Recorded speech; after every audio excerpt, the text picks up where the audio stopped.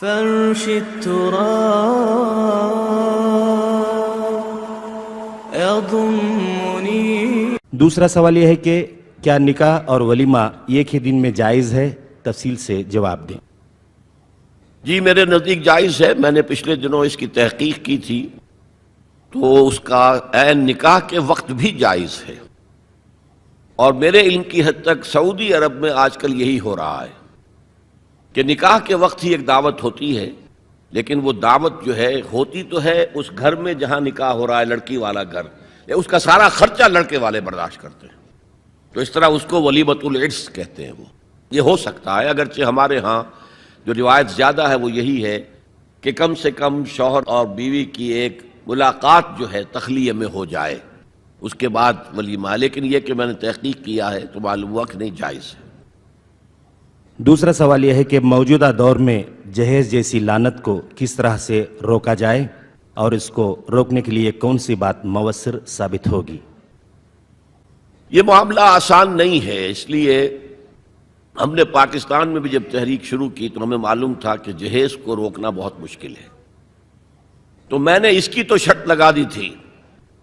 کہ جو نکاح مسجد میں نہیں ہوگا میں اس میں شریک نہیں ہوں گا۔ پھر لوگ یہ کرنے لگے کہ نکاح مجھ سے پڑھا لیا مسجد میں جا کر، پھر کوئی دعوت ہوٹل میں کر لی۔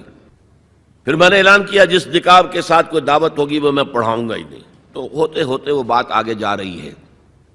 لیکن جہیز کے بارے میں ہم نے وہ سخت موقف اختیار نہیں کیا، ابھی یہ کیا ہے کہ اس کی شناعت معلوم ہو، اس کی کوئی حقیقت نہیں ہے، یہ ہندوانہ پس منظر کی شے ہے۔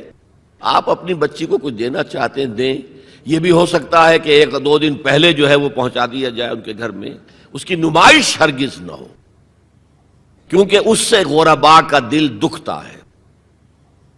آپ کا کوئی شوفر ہوگا، آپ کا کوئی خانسامہ ہوگا، اس کے ہاں ہو سکتا ہے بچی بیٹھی ہو، ہاتھ پیلے نہیں کر سکتا، اور وہ دیکھے یہ جہیز لے کر بیٹی جا رہی ہے ان کی۔ اب آپ مولوی کتنا ہی کہے، تمام مسلمان آپس میں بھائی بھائی ہیں، وہ کہے گا بھائی ہے، یہ بھائی ہے میرا، لہذا یہ محرومی کا احساس نہ پیدا ہو۔ حضور کا حال یہ تھا کہ آپ نے فرمایا صلی اللہ علیہ وسلم اگر تم اپنے بچوں کے لیے پھل لے کر آؤ تو پڑوس میں بھی ضرور بھیجو، اور اگر کسی وجہ سے اتنے نہ لا سکو کہ اپنے بچوں کو بھی کھلا سکو اور پڑوس میں بھی، تو چھلکے اپنے دروازے پہ کبھی نہ ڈالنا کہ پڑوس کے بچے کہیں وہ آج ان کے آم آئے ہیں، آم کھائے انہوں نے، تو اس سے جو احساس محرومی ہوگا وہ در حقیقت ایک منفی جذبہ ہے جو پرورش پائے گا۔